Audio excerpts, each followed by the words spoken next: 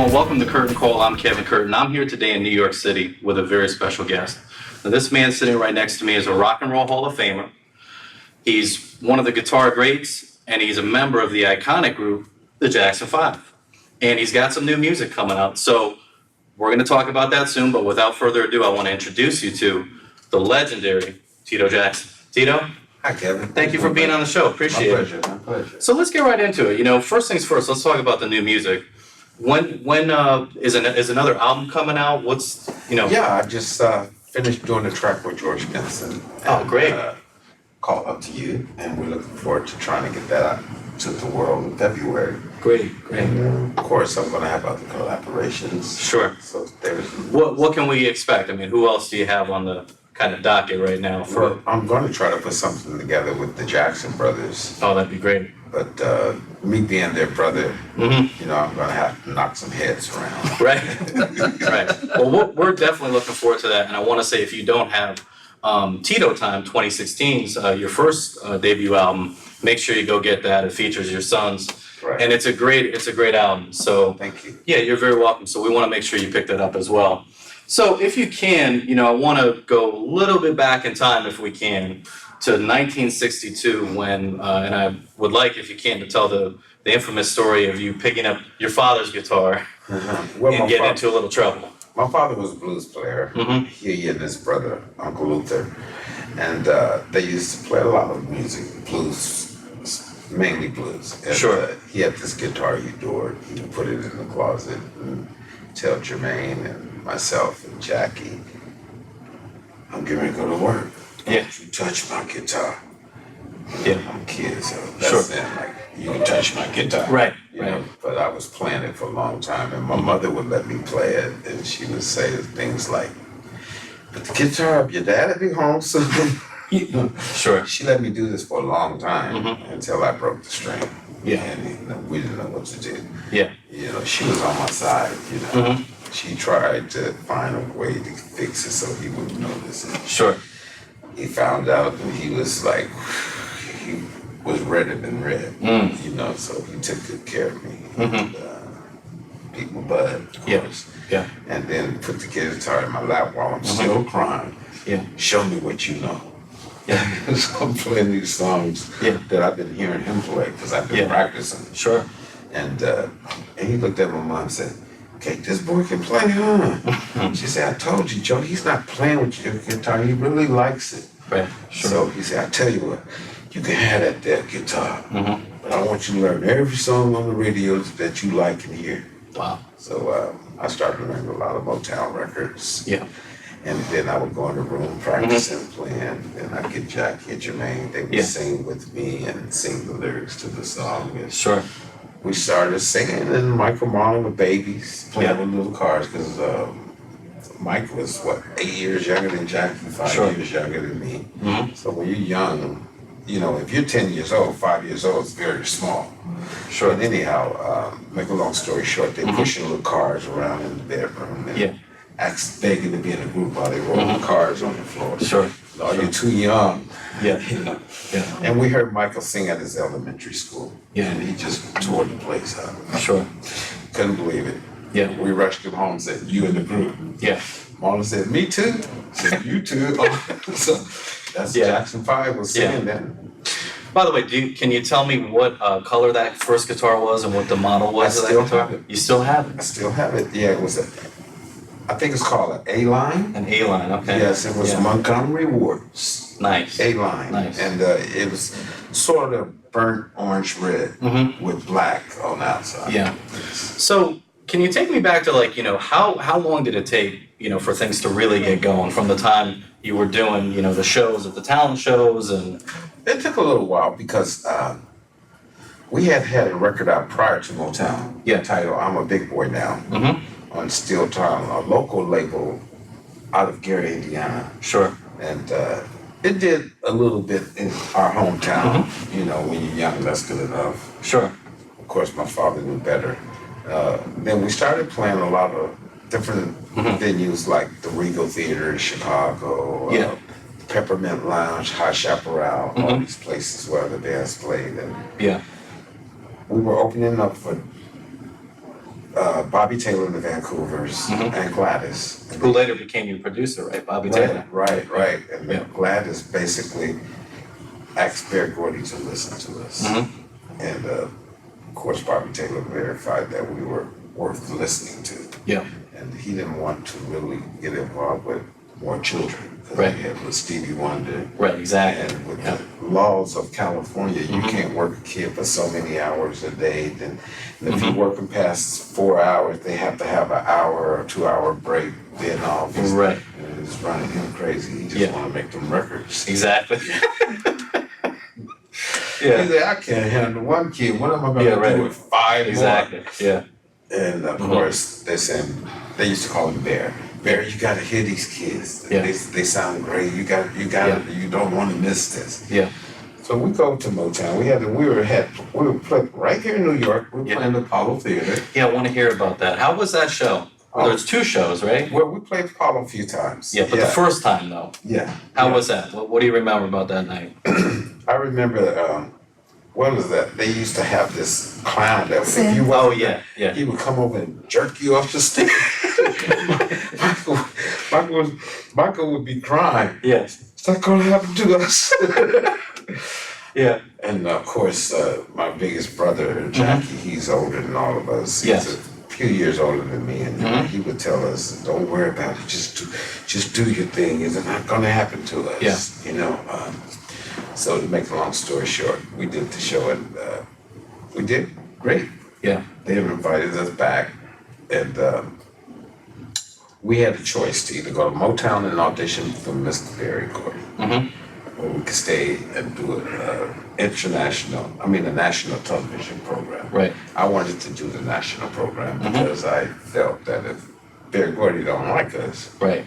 you know, we could have did this show. We would have seen by Capitol, Motown, A&M, all the companies would have seen us. Of course, we went to Motown, and they had this whole setup for us to audition. Yeah. With some of the staff around laying against the wall, waiting for us. Were you nervous when you auditioned that first I time? don't think I was, because we weren't very nervous when we were young. We were like, whatever, like we were cowboys, So he came over to us after. He just sitting there not showing any expression. I'm going, I wonder if he likes us.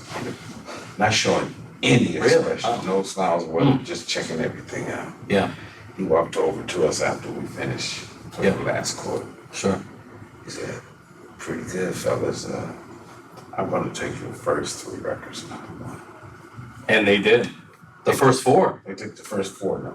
Right. And that was great. But what was even more surprising about that time period is that he had asked us to come over to his house and perform tomorrow for Donna Russell's birthday. Wow. At the party was Stevie. Everybody. Smokey. Everybody was there. We're singing. Temptations probably. Yep. We're singing their songs to them. Wow. Man, Unbelievable. That was a trip for I you. was nervous then. You were nervous then? Yeah. Yeah. Oh, yeah. But it went over well. Oh, it went over great. Yeah. Yeah. Rushed us in the studio immediately, and the rest is history. Yeah. Sure. So, I want to talk about, because the first 4 singles, I Want You Back, ABC, The Love You Save, and I'll Be There, all #1s. Do you have any memories of recording any of those songs, being in the studio? What do you remember? Oh, yeah, I remember all of them. I just remember we used to try to do things that was unnormal. Sure. That the next group hadn't tried. Like we did stuff like foot stomps on the box. Yeah. All that type of thing. And I think we got that because when we were young, Michael and Marlon, we used to bring in Coca-Cola boxes. Really? For them to stand on. Oh, interesting. They were shorter than... for the microphones, right? They would stand on these Coca-Cola boxes and record. Yeah. Yeah, and it was a great time in my life. Yeah. How was Bobby Taylor, by the way, as a producer? Bobby Taylor was fantastic. Yeah. Great guy, funny, loving guy, do anything for you, and very funny. Yeah. And he clearly knew what he was doing because the record sounded great. Yeah, great singer. Yeah. Great singer, yes. Can you take me through when you guys eventually leave Motown and get to Gamble and Huff? Yeah, what had happened in that time period is that we had been with Motown, I think something like 5 years or so. And we were asking to write some of the songs. Yeah. And of course, Barry had so much success with his staff. Right. That he didn't see any need for that. And we wanted to develop. We wanted to develop as a band. Start writing your own songs. We wasn't asking to write the whole album. Just give us a song, 2 or 3. Yeah. To make a long story short, that never happened. Right. Epic gave us that opportunity. Yeah. And we started recording with Kenny Gamble and Leon Huff. And what was that like, a Sigma Sound, being in that studio where so many... Well, we knew of their history and their great songwriting incredible. and all that. Incredible. And we knew we were in good hands. Yeah. So we wasn't worried about that portion of it. Yeah. But they were nice guys, you know, they would listen to our songs and give us little pointers and all these other things. And Yeah. it was just a great time. And Joe Torshi, the engineer. Oh, the engineer, yeah, he's a great engineer, yeah. It was just great. Sigma Sound was a great studio as Yeah. well. Working with McFadden and Whitehead. Oh, yeah. Yeah. Some great songs that Dexter they did. Mizell. Right, yeah, a lot of great, matter of fact, we just had the OJs on this year, and we also had Russell Tompkins Jr. Oh, wow. from the Stylistics on this year, and he was actually talking about how he toured with you guys back in the day. Yeah. Do you remember anything about those tours? I don't remember too much. You don't remember too much, yeah. So, I mean, anything else from that Philly era? Because that was a really interesting period. You had a couple albums there. You know, one of my favorites, by the way, from that period was Man of War, which is a great song. Beautiful song. Isn't that a great song? And you know, all you guys had a little part in it, which is great. And it's such a, you know, meaningful song even today. That's what I was just getting ready to say. It's a great song for today because we have so much war and we need more love. We need peace. Peace is what we need. We really do. We really do. Steady peace. Yeah. And you know, I'm just wondering too. Obviously, you know, you had some other albums after those Philly Sound albums. You know, what do you remember about the other albums that you kind of recorded after that period? Well, after we did the Kenny Gamble and Leon Huff is when the brothers started writing a lot. Right. So for the Destiny album, right? Right. The Destiny album was an album that we all contributed. Yeah. Musically and lyrically, vocally. And it was our very first completely written album by the brothers. Yeah. And we had some success out of that album. Shake Your Body. And Blame It on the Boogie. Blame It on the Boogie. It was a great time. Yeah. What do you remember about recording those songs? Because they're iconic songs, even timeless till Blame today. It on the Boogie was recorded in Santana's studio. Really? San Fernando. Oh, interesting. Yeah. And I forget the gentleman's name that did it. It's on the tip of my tongue. Great sounding record too, both of those, you know? Yeah. The way they were mixed. Well, Blame It on the Boogie was a remake. Right. Yeah, it was done originally from an artist in the UK. In the UK, right? Yeah. So it was a great time. Lovely song. Oh, A lot of fun recording it, doing our own twist on it. That whole thing. Yeah. And during the time after that, when, you know, you guys were still recording as the Jackson 5, or the Jacksons rather, but then, you know, Michael was doing his solo stuff. Were you guys ever in the studio with Mike when he was doing, you know, Off the Wall or Thriller or any of his albums? Oh yeah, because we had a studio at our home. So, that's right. Yeah. So what we would do a lot of is pre-production in the home studio, so you get to hear a little glimpse here and there, and maybe you can even contribute a little bit. So you get a little concept of what it's going to be like. Gotcha. Oh yeah. Do you have any special memories of recording in that house? Yeah, I do. We used to always, like I say, we go in. That was mostly a place where we work out the kinks. Sure. We also rehearsed in that same studio in the house, and we used to record some of the rehearsals just to hear it back and that whole thing. Yeah. But then all the equipment was changed, and we brought in top-notch Studer machines and lead consoles and all these things, and we decided we're going to make records out of here. Yeah. And you did. Yes. Yeah. What, you know, looking back, do you have either maybe your favorite memory of being with the group and the brothers, or maybe a funny memory, maybe the funniest, or just most memorable? Yeah, I have favorite memories. One of them is playing for the Queen of England. Oh wow. Yeah, the Jubilee. And another one was being inducted in the Rock and Roll Hall of Fame. Yeah. With the Bee Gees. With the Bee Gees. One of our favorite bands. Oh, incredible. And what do you remember about that night? it was just a fun night, you know, being accepted as one of the greats is a good feeling. Absolutely. You know, and not only that, we're the youngest inductees into the Hall of Fame Sure. of rock and roll, so that's a good feeling. Yep. And of course, having our Walk of Fame star on Hollywood Boulevard, things like that. Yeah. You know, a few times nominated for Grammys, never took them home. Yeah. You know, but just to be nominated says something. Absolutely. You know? Yeah. And the other thing I want to say to our audience watching is there's a new Motown documentary that's on Showtime, which you and your brothers are in. And I thought they did a really nice job with that. Did you see it? Haven't seen it. Oh, you haven't seen it yet? Okay. Not yet. I thought it came out really well, and it's definitely, something to check out. So make sure you check that out as well.